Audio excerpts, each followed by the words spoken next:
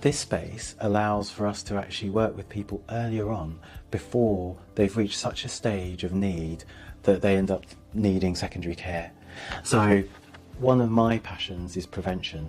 and I know that when I end up working with someone earlier on in their difficulties, my outcomes are so much better, and it makes me feel much better as a therapist, and also improves, as I said, the outcomes for the service user. One of the reasons why this space works is because we've got people help filling out forms,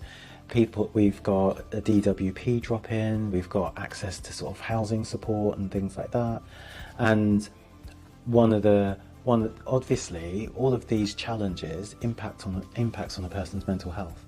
And what's really nice is that our support workers would have helped people with a whole range of difficulties, and then they might say, oh right, I could tell you're also worried about lots of stuff, or or if you're feeling a bit low, we've got a psychologist who's not too scary and it would be willing to talk to you about some of those difficulties. And actually it often means that people who may not have accessed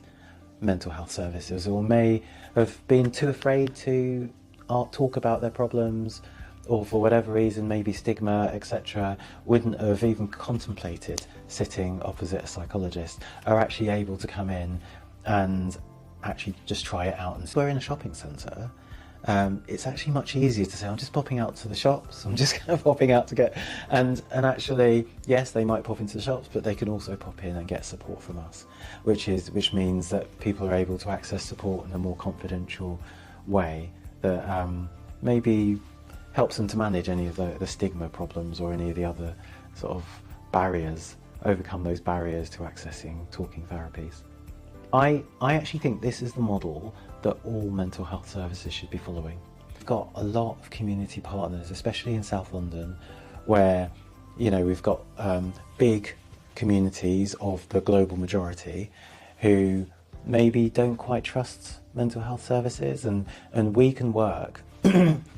much closer to those, in partnership to those organisations, to reduce that stigma and to improve outcomes for some of those individuals that might actually do quite badly in mental health services. My hope is that in 5 years' time, our mental health services look more like this. If they're located in shops, if we can meet people where they're at, in churches, in mosques, in local areas, then I think that's